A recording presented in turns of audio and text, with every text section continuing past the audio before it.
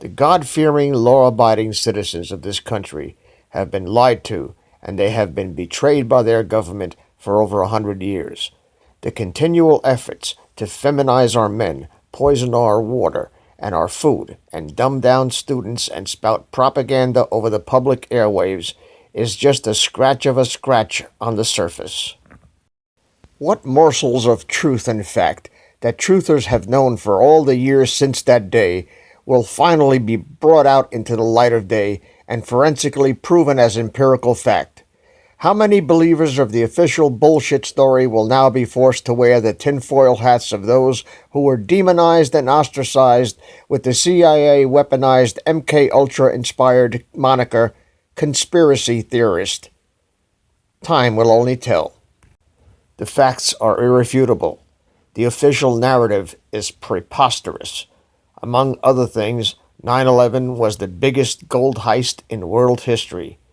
It was the second greatest lie ever told, the first one being told by the serpent in the Garden of Eden when he told Eve, quote, "Ye shall not surely die," end quote. Hello, this is Dave from Net4 Truth USA. It is March 24th, 2019, and I have been up for a while. After that hour and a half or more live stream last night with Stony, I uploaded it to BitChute and both of my primary and secondary TheirTube channels after they took my channel down for uploading a verboten video. Verboten. The video is verboten. You will not upload this video anywhere on the internet. We will put you in jail for 10 years. Malaki on you. 9/11 is a sore spot with me. I lost friends in that disaster. The friends I'm talking about were the manager, president, and several employees of Fiduciary Trust, which occupied the 103rd floor of the South Tower, a place where I was destined to rent a corner office for my business. I had a GPS business, and that's a long story, and Jonah in the belly of the beast is what I felt like when I wasn't where I was supposed to be, and that jumped off. But that's a story for another day and another video, maybe on the radio station that Stony and Stone and I are going to be on in the Midwest. Be that as it may, I was there when the World Trade Center was built.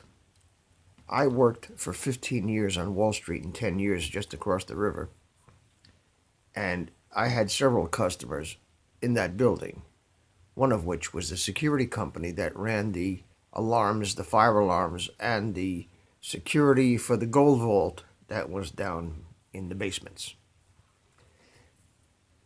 Nobody really knows, and nobody has ever mentioned this to my knowledge.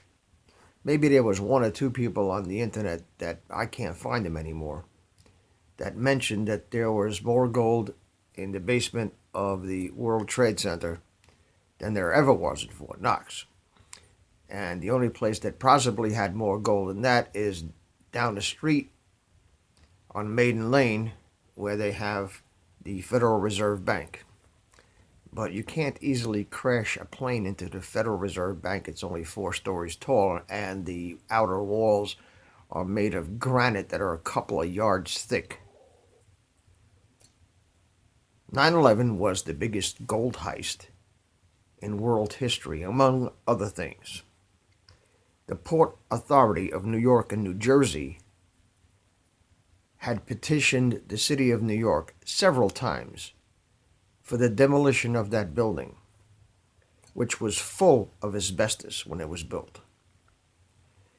It had 4-wire twisted pair, a little better than teletype speed internet that would have cost more to rewire for high-speed internet than it would have cost to build the buildings, because the unions had them by the huevos, you know what I mean? Had them by the huevos. They couldn't get permits to demolish the building. There was more gold in the bottom of that building than Fort Knox ever had. And it was the time that we lost, couldn't keep track of, kind of like let it slip, $21 billion would it be. That was announced the day before. And this building had a lot of problems with tenants, because tenants who needed high-speed internet to conduct their business or be competitive in their business and had 10-year, 20-year leases were moving out, outsourcing their business, their check sorting business, because they could no longer afford to be in that building. Now, let me give you a little background here. You have an IBM 3890 check sorter that I worked on. I was the regional specialist for 3890 check sorters. A bank such as Fiduciary Trust may at any time have $5 or $10 billion in checks that have to be processed through those machines by 3 o'clock. Otherwise, they lose interest on the money. It's the Federal Reserve deadline. If you miss the 3 o'clock deadline, in other words, if you got $10 billion in checks sitting on the check sorter floor and they're not processed by 3 o'clock, you lose a day's interest on that multi-billion-dollar stack of paper that's sitting on the floor waiting to be processed. So they tried everything. They tried buffers. They tried working 24 hours a day. They tried multiple machines, but they couldn't get the speed sufficient enough to meet this deadline. So they outsourced as much of their check processing capacity that they could to another building that was wired with high-speed internet. And that's how I got involved. Okay, it's a long story, but the unions were nuts in that building. If, God forbid, you went in there and took a service call and blew a circuit breaker. Now, I'm not talking about a circuit breaker that goes to an outlet. I'm talking about a circuit breaker that goes to a mainframe, three-phase 440. If you pop that breaker, God forbid, they'd have to get on the phone with the electrical union, and the electrical union would have to call one employee, and they always found some employee out in Port Jefferson, Long Island, 3-hour commute to come in and flip a switch, close the door, and go back. And all the breakers were in a locked closet with a steel door. Okay? They had every business in that building like the mafia. Like the mafia. So they had problems upon problems upon problems. And the intersection of the problems and the opportunity to make this look like a terrorist attack, an excuse to pass the Patriot Act, which was already written,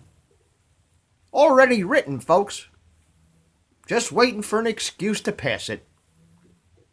If you're worried about people coming over here and taking your freedom, first you ought to worry about the domestic terrorists that are going to be exposed by this lawsuit that Architects for 9/11 Truth is filing against the FBI. The government is corrupt. You cannot trust anything that comes from the government. And if you stand in their way, they will do everything in their power to try to discredit you, just like they did to Brett Kavanaugh, just like they tried to do to President Trump. What is it to take to make a fake web page? 2 seconds. Give this guy $1,000 here. Make a fake web page. Then everybody who's against the government, by the way, the people who don't trust the government are going to the web page to validate some information that's total baloney. Okay? They're going to the government that they don't trust to get information that they rely upon to spout their bullshit stories and their disparagements and their war against truthers, because they're patriots in name only. They pretend to be patriots, but really they're traitors. They're wolves in sheep's clothing, and you know who they are. They know who they are. and I know who you are.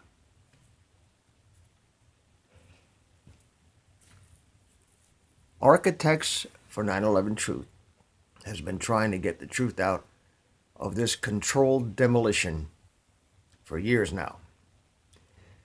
Some family members of those who perished in that disaster had taken payoffs, hush money. And I'm not sure that if I was in that situation that I wouldn't take the money and run either, because you've seen how long it takes for the wheels of justice to turn. And they never would have turned. They never even would have started to turn. People wouldn't even know that justice existed if the oven mitt fashionista made it to the presidency. We would be in World War III right now if the world wouldn't end before then. God bless Donald Trump, and thank you, Jesus, for pulling us out of that one.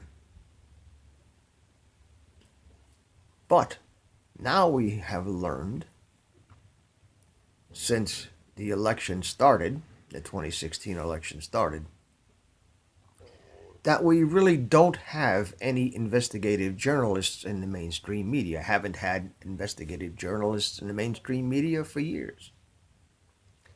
And Jane Stanley of the BBC announced that Building 7 fell 20 minutes before it actually fell. She was standing in New York City. Question 1, what was Jane Stanley from the BBC doing in New York City that day? There was no real news going on up until the planes hit the towers, which is another story.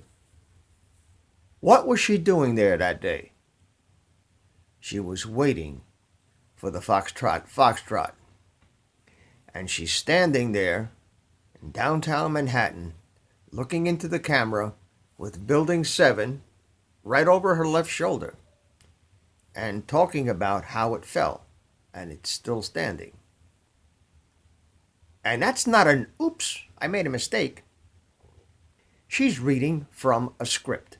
And if she's reading from a script, somebody had advanced knowledge of that building falling. And Larry Silverstein, who bought those buildings just weeks before they were attacked, admitted on TV, we went and pulled the building. Let me tell you something. You just don't get a feather up your ass one day and decide to pull a building. Demolishing a building in a controlled demolition takes months. It takes people studying the structural blueprints of how this thing is built to determine what the best way is to bring it down in its own footprint without damaging buildings around it.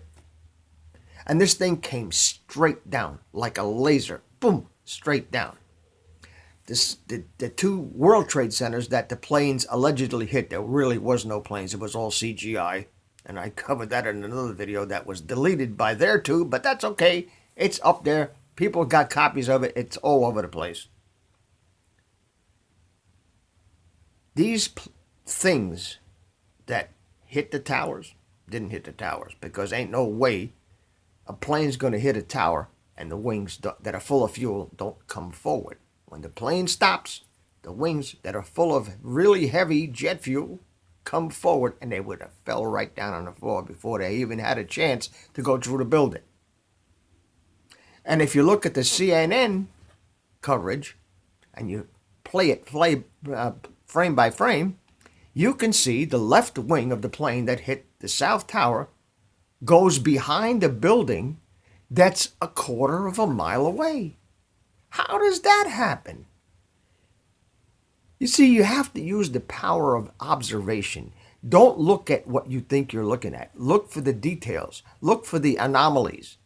And the anomalies point to the fact that that video that was shot by CNN was photoshopped. It was CGI'd. That plane was put in there because it goes through the building, through the outer layer, through 47 steel columns 4 inches thick, and comes out the other side through the other side of the building, the other structural outside of the building, and comes out with the nose intact.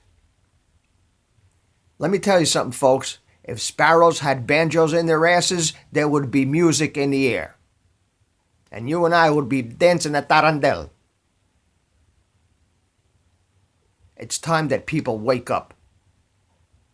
The reason these people get away with it and get away with all this stuff is because they do things that are so astronomically unbelievable that people can't wrap their head around it. People in general would rather believe bullshit and be done with it than to spend any mental energy going after the facts. They will spend more energy analyzing what underwear the football player wore when he was in the game in Boston versus how much hair he had on his arms when he played in Seattle. They devote mind-boggling watts of energy trying to machinate this useless statistic that has no bearing on their lives whatsoever. But they won't spend 1 watt of energy, mental energy, to figure out what is going to affect their life and their children's lives and their grandchildren's lives. Oh, it was 50 years ago when they shot President Kennedy. Oh, how can that affect what's today? Well, the same sons of bitches that did that are running the government today. That's how it affects it. What is involved in national security that we can't have every piece of evidence, all the autopsy photos, everything that was done with Kennedy released to the public? What could possibly be an impact on national security that long ago? That's the question that you need to ask.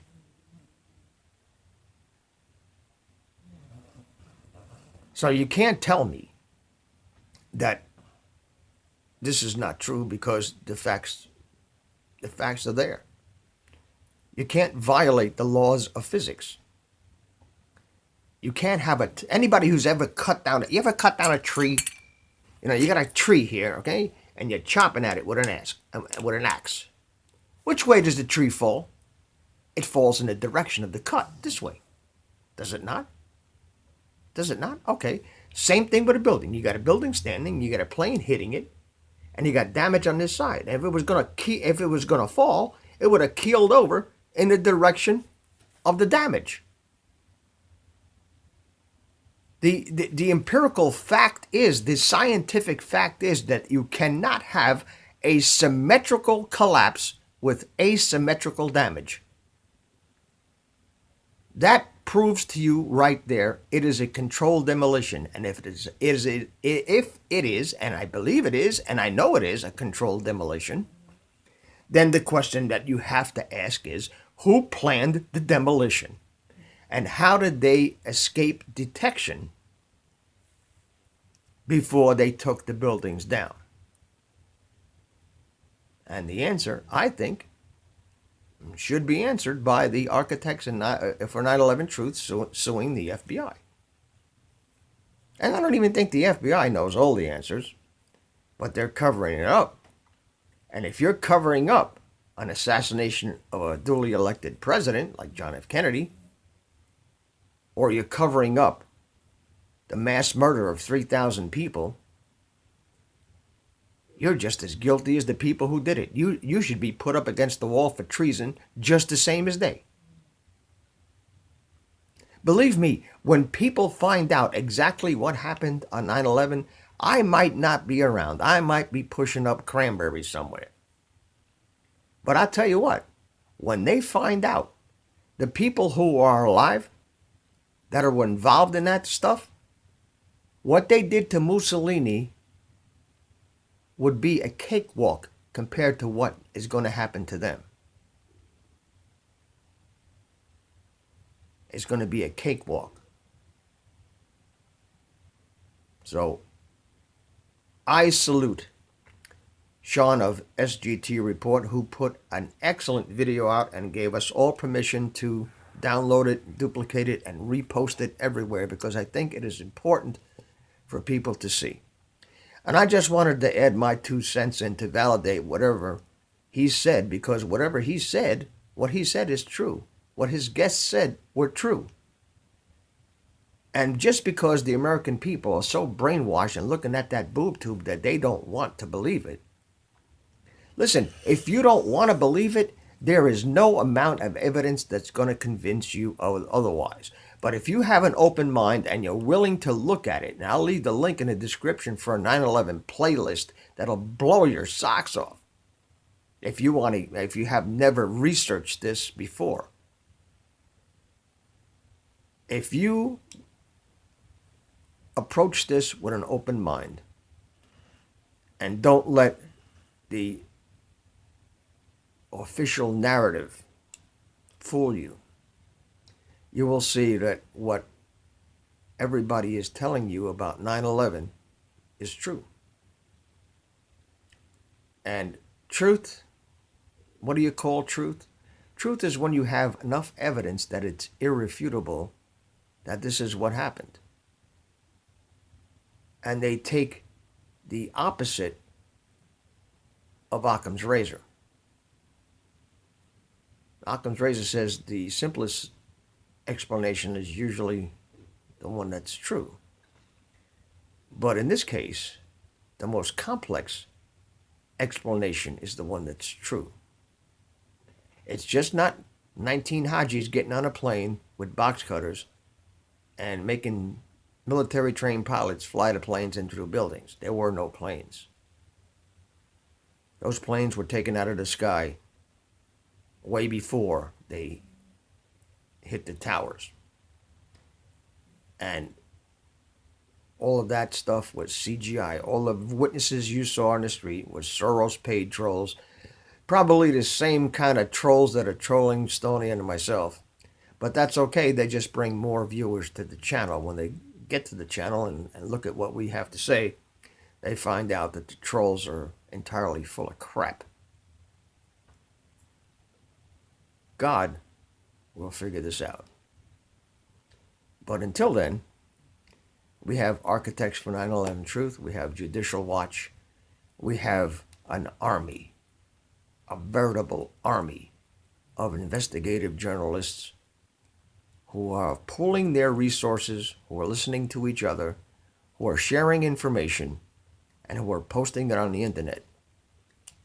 And you might not want to believe it, but sooner or later, when the empirical evidence comes out, you will have no choice but to switch hats with the conspiracy theorists. This is Dave from Net4 Truth USA. Thank you very much for watching. If you can help us out with a donation, buy a book. The links are down in the description. You'll love it. Take care. Thank you very much. The following video is reposted with permission of SGT Report. Sean gives permission to repost this content at the end of his video. We'll be able to look into our grandchildren and great-grandchildren's eyes and say, hey, I did everything I could to keep America from going into a dictatorship, a deep state, because that's the kind of place we're heading with increasing numbers of false flag operations such as 9/11, which get covered up by the FBI in order to facilitate a shift in our politics and turning us into a military police state. Hey friends, Sean from SGT Report here with a most important update, and I'm very gratified to be given the exclusive on this one from my friends over at Architects and Engineers for 9/11 Truth and over at the Lawyers Committee for 9/11 Inquiry. I have on the line Richard Gage, David Meiswinkle, and Mick Harrison, and I'm very, very excited about this call. First of all, welcome Richard. Richard, how are you? Thanks for coming back. Thank you, Sean. It's great to be here again with you with this exciting news from the U.S. Capitol. I'm in the Visitor Center, right under the Capitol, and I'll tell you why. You know, Richard, you're one of the people who woke up right around the time I did, but you've been moving heaven and earth to try to get the truth out about 9/11. Guys, Richard Gage, AIA, is a San Francisco Bay Area architect and a member of the American Institute of Architects, and he's the founding member of Architects and Engineers for 9/11 Truth. Guys, you know this because we talked to Richard Gage and team back on December 23rd. You can watch that video right now, which YouTube says is not suitable for most advertisers. Truth rarely is on YouTube. That one was called Sea Change, 9/11 Grand Jury to be impaneled. We're going to get an update about that too as well. But let's now welcome David Meiswinkle. David, thanks for joining us. Thanks for coming back on. Thank you, Sean. Pleasure, and thanks for having us on. Yeah, it's my pleasure. Guys, David has been a licensed attorney in New Jersey since 1989 and practicing criminal defense for over a decade. He's presently the president and a board member of the Lawyers Committee for 9/11 Inquiry, a nonprofit organization dedicated to transparency and accountability in government, and that's what we're going to talk about today. David, I'm so excited about this. Now let's welcome Mick. Guys, Mick Harrison is a litigation director for the Lawyers Committee for 9/11 Inquiry, as well as an attorney in private practice. He's been practicing for 26 years. We've got a great team here today. Mick, welcome. Thank you. Good to be here. Well, it's really my pleasure. Guys, who wants to make the big announcement here about the legal action that you're about to take?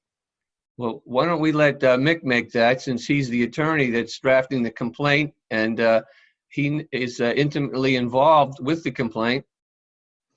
Okay. Well, Sean, the short version is that we will be filing a lawsuit in federal court in Washington, D.C., and the focus will be an order compelling the Federal Bureau of Investigation, the FBI, to assess certain key categories of evidence related to 9/11 and to report their assessment to Congress.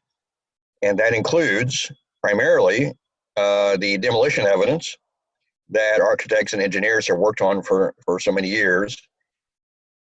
Addresses several other categories we talk, and the legal theory behind this, which we're happy to unpack for you as well, is that the Congress in 2014 issued a mandate to the FBI to assess any evidence not considered by the original 9/11 Commission in 2004, and this lawsuit is meant to compel the FBI to do that. The FBI did create a commission in 2014, and they looked at some evidence, but they ignored all the demolition evidence and several other categories. So that's the short version. Hey, Mick, why don't you tilt your camera? There you go. Tilt your camera down so people can see you there. And you were, as fate would have it, just a portion of your beginning statement there got a little jarbled up by Zoom, a little interference. So just repeat that. You're filing this action on Monday, is that right?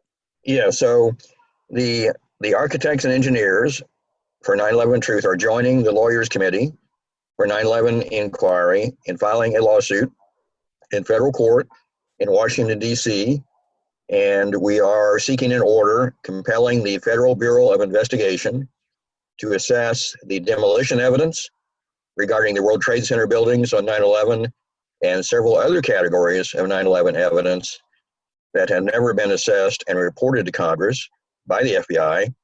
And the lawsuit is based on a federal law that Congress passed, which mandates that the FBI do this. All right. Well, that's very interesting. To those of us who've been following the FBI's practices for any length of time, it may not come as a shock that they didn't properly investigate what happened on 9/11. Richard, it's my understanding that they're mandated to do so. Do you want to talk about the 9/11 Review Commission? Yeah, this was a commission that Congress formed in order to collect the evidence from the FBI.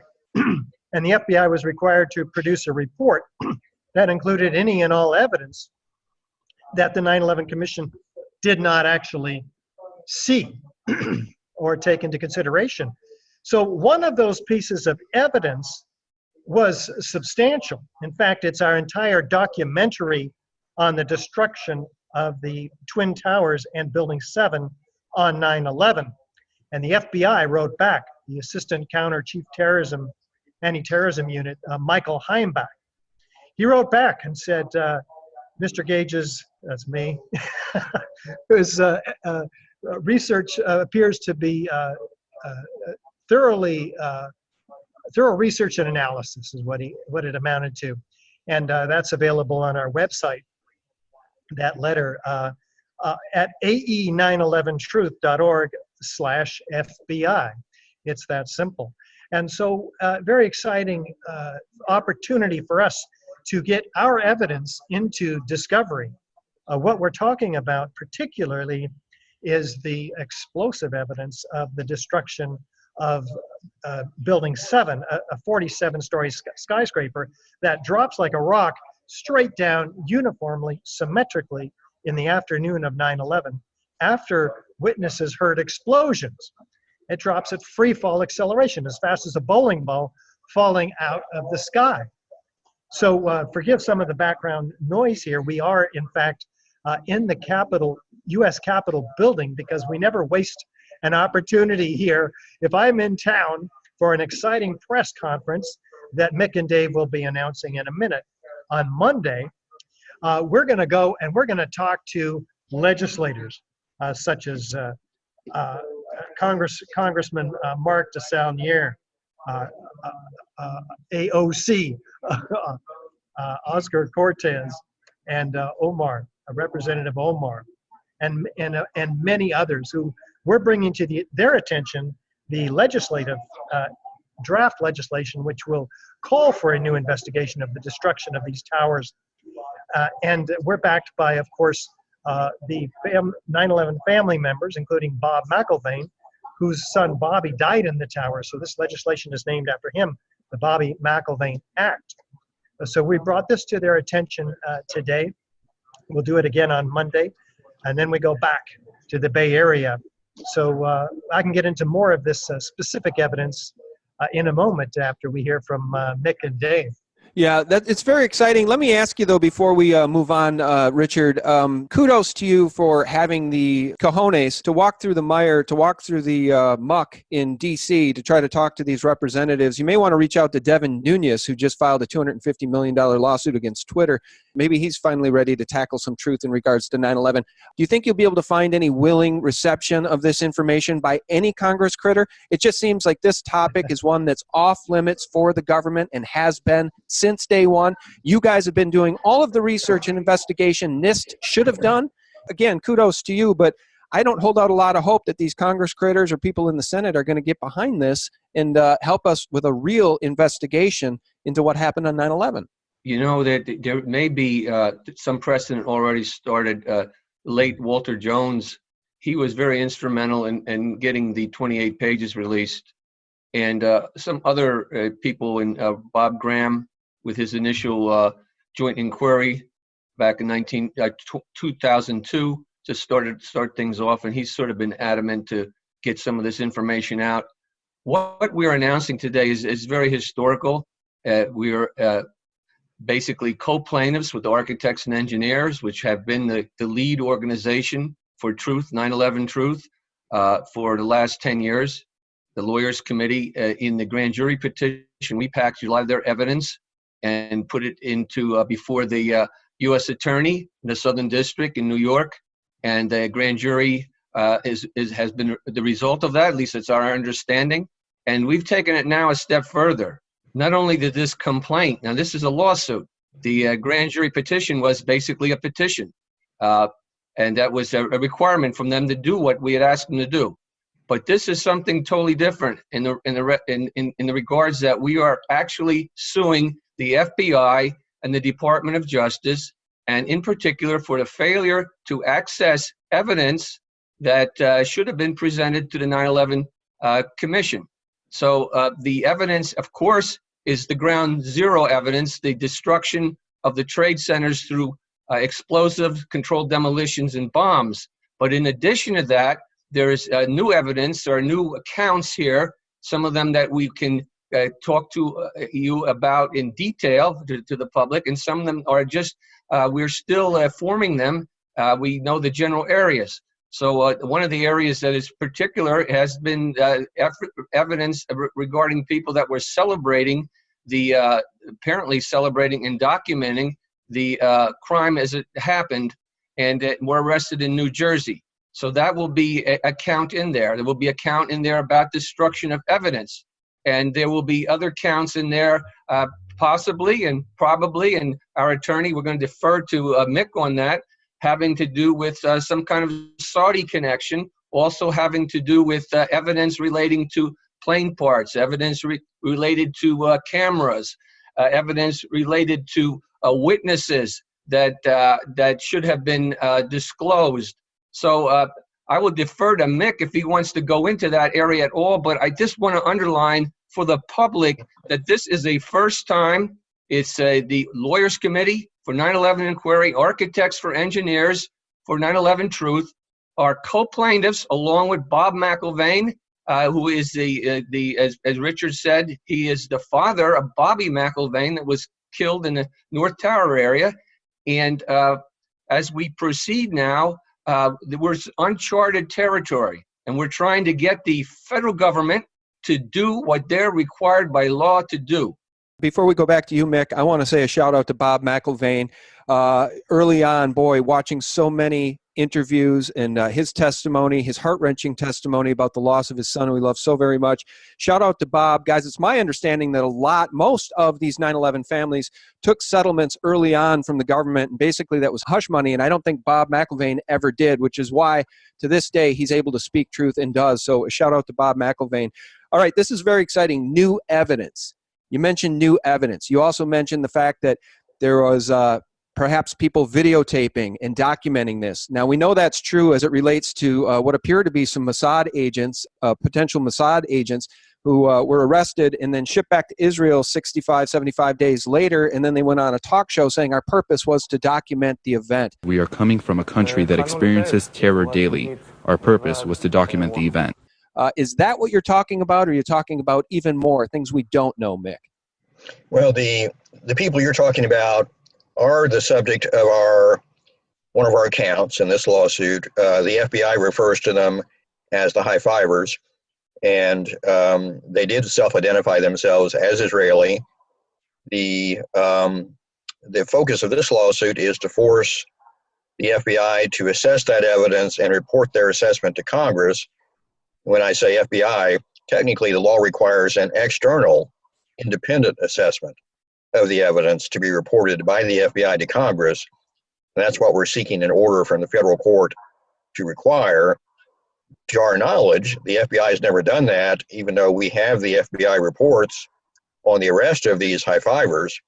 And as you know, and a lot of folks out there know by now, even though I'm not sure Congress understands it, that these folks were celebrating, strangely enough, the attacks on the World Trade Center, including apparently at the time of the first aircraft attack from the witness interviews I've read.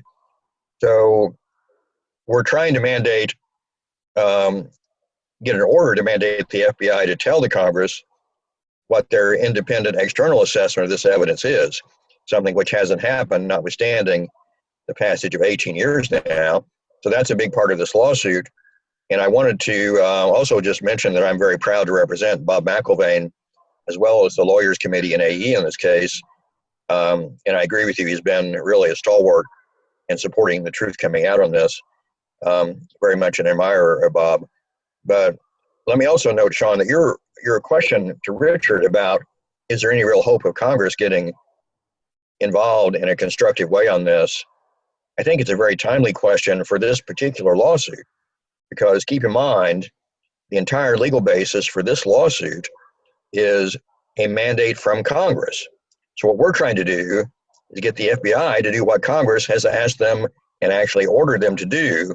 And one would hope that there would be members of Congress who would support us in requiring the FBI to do what Congress has requested. And that is to inform the FBI, pardon my voice, inform the FBI of their evaluation of this key evidence, and which is long overdue. So I'm actually optimistic that when this lawsuit is filed, we may get one or more members of Congress to explicitly support it. Well, I hope so. I'm skeptical just merely because of the power of AIPAC and the ADL, and the Congress folks all seem to essentially sign pacts to back Israel. It just seems like there's so much bad news for Israel in the truth about 9/11, Saudi Arabia as well. Who wants to weigh in on the likelihood of this going anywhere? Because look, I'm in your camp, guys. I'm so proud of you guys for doing what needs to be done. You're like Judicial Watch. Tom Fenton over there doing the work that the FBI won't do and the DOJ won't do as it pertains to Clinton emails, Uranium One, Fusion GPS, Christopher Steele, phony dossier. You guys are doing the work that NIST and the FBI and the DOJ should be doing but haven't done. So God bless you for this lawsuit. You know, Sean, the question to me is not is it going to be successful or not. Of course, we all pray it will be successful. The question or the imperative is, should it be done? Must it be done? It hasn't been done. And who's going to do it if we say it should be done? Of course it should be done. Government should be accountable. Government should be transparent. That's all we're asking for. We're asking the government to do what they are supposed to do, what their own laws, what their own legislation has mandated they do. So basically, we're sort of like a watchdog to remind government, hey, parts of you aren't doing the things that you're supposed to do. So I think it's going to be successful. It has a great opportunity, and it never will have an opportunity unless you try it. So we're trying it. So at the same time we're doing this, this is also not only we co-play this with architects and engineers, but we're starting a new fundraising drive to pay for the legal work that's involved in here. So anybody that wants to help and get involved and wants to support what we're doing, if you contact our will be a button on lc4for911.org. You can go on our website, lc4for911.org, and make a contribution. And you can do the same with ae911truth.org. And again, that will go towards financing this operation, this project, this very worthwhile historic project. Yeah, guys, let's do that. Crowdsource justice here. A lot of people email me and say, how can I help? How can I get involved? And God bless my patrons. I sure do appreciate you guys. You're keeping me in the game as the rules are changed in the middle of the game with these algorithm changes and the social media giant crackdowns on truth. But let's get behind this. If we could get 10,000 of y'all, and by the way, guys, I have the most generous audience in the world. They're just wonderful people. If 10,000 of y'all would go over there, and I'll leave the link below this, click the donate button and pitch in $5. Pitch in $10. There's no reason we can't raise $100,000 for this effort. So I'll put that link below this video in the more info section. Richard, God bless you, man. You've been at this for as long as I can remember. I just don't know how you do it day in and day out. Where do you find the passion to continue? I guess you guys are pushing a boulder up a mountain, and you are to be applauded for it. Because, Richard, honestly, man, if it weren't for you dropping everything, changing your life, and founding AE 911 Truth, architects and engineers for 911 Truth, I don't think we'd be here right now having this conversation. I know you and I wouldn't, but I don't think I'd be here with David Meiswinkle and Mick Harrison either. No, we've assembled the evidence, Sean, over the last dozen years since I first heard David Ray Griffin on the radio. Driving my van back to the office, I was just stunned to hear the kind of information and eyewitnesses of explosions before the towers ever collapsed. This is what the FBI has not reported to the 9/11 Review Commission.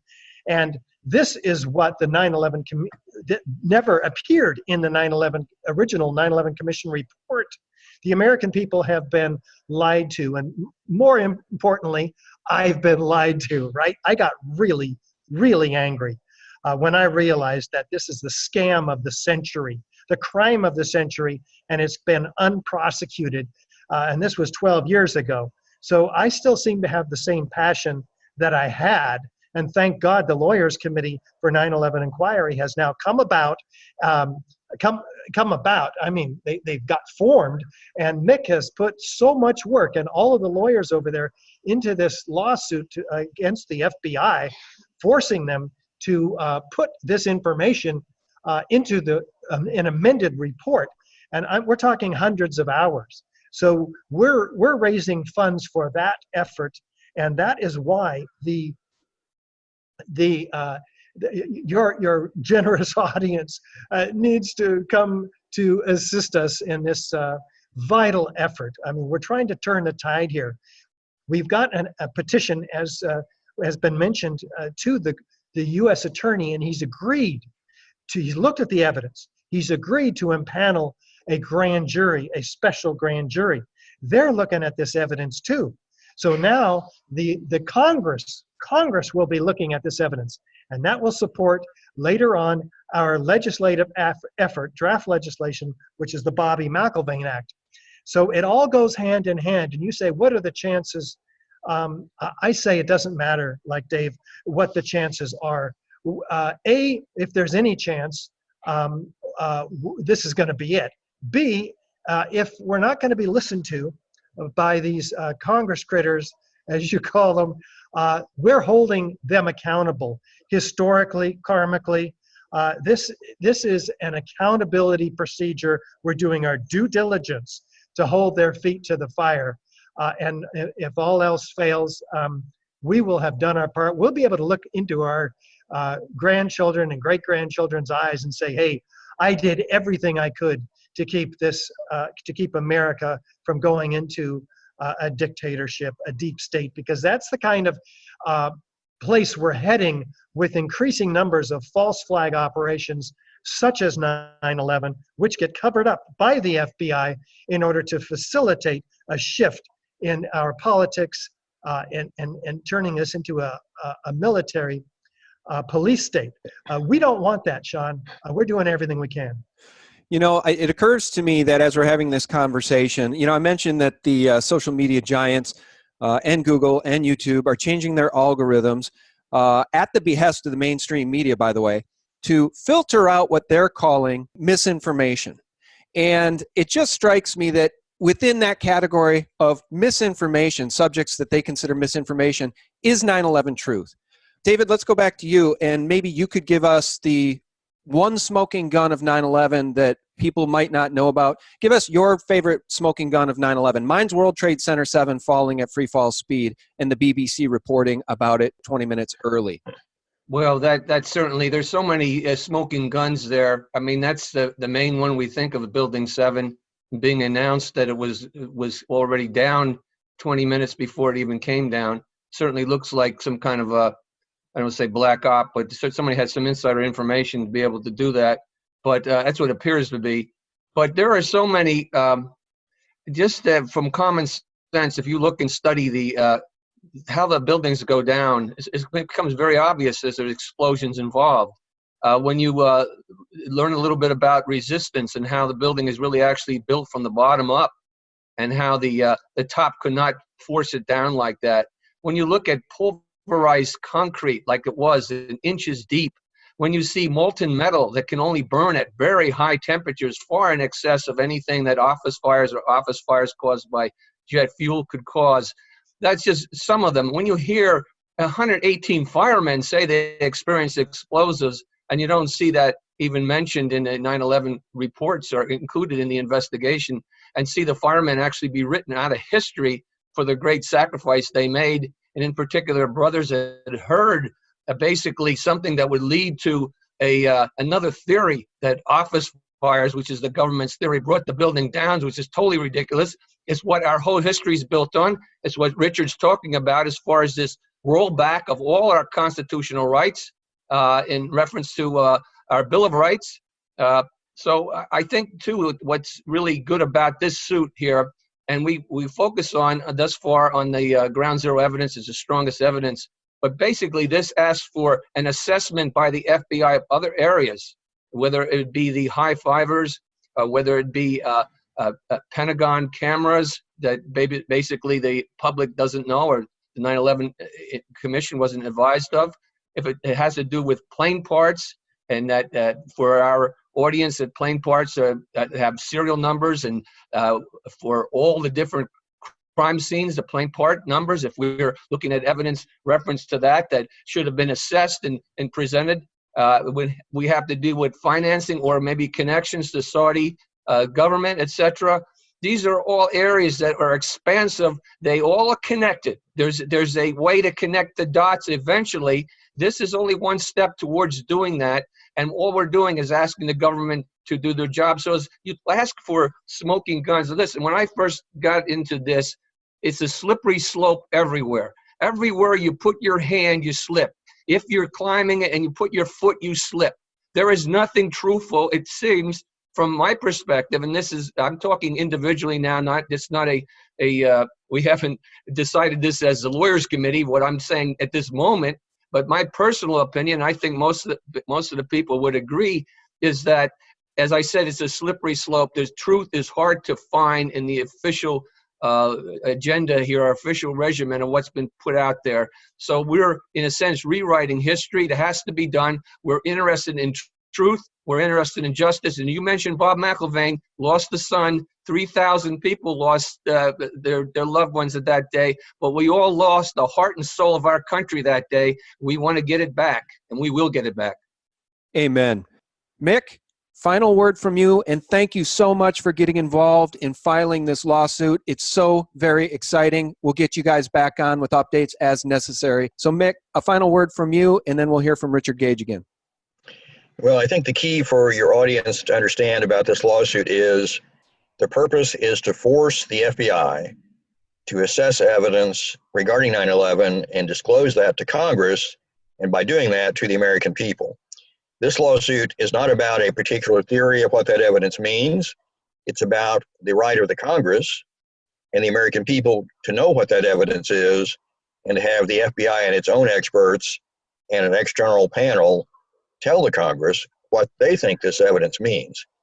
So that's the key. It's a right to know sort of lawsuit, and it's based on a congressional mandate, which we do hope that the Congress will come around to support us on, because we're attempting to force the FBI to do what Congress has ordered them to do. So that's the gist. All right. Well, it's patriots like you guys that are going to keep this thing alive until we get justice, come hell or high water. I want to say one thing before we go, and we'll throw it back to Richard here.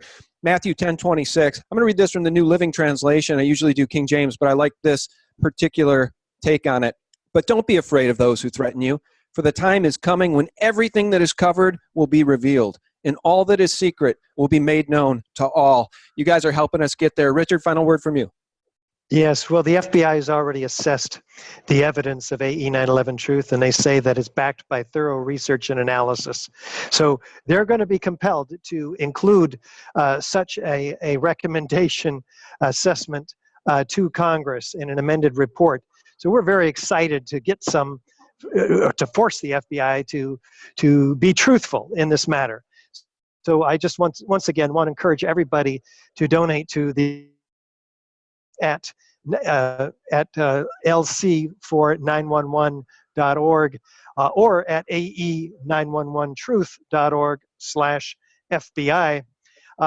This is a huge turning point, just like the impanelment of a special grand jury. So we're very excited at AE 9/11 Truth, and thanks for the opportunity, Sean, to bring this information to your audience.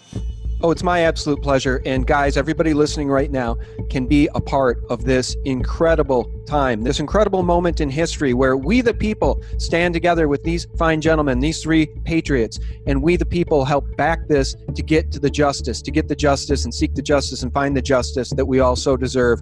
And of course, the justice that Bob McIlvaine's son deserves. May his soul rest in peace. Gentlemen, thank you so very much for your time. I very much appreciate it. David Meiswinkle, Richard Gage, and Mick Harrison. God bless you. Thank you. Thank you. Thank you, Sean. All right, and guys, thank you so much. Spread this far and wide. You have my permission to rip this, download it, and re-upload it. I don't do that hardly ever with my videos. You can do it with this one. It's that important. And guess what, guys? Truth is not suitable for most advertisers on YouTube. Let that sink in. All right, gentlemen. Thank you. Thank you, guys, and we'll get you back on as soon as you want to come back on with further updates. Thank you. Very much. Right. Thanks, guys. All right. Thank you, gentlemen. And friends, for real news 24/7, do visit us at sgtreport.com. God bless. Bye-bye. All right. Thank you.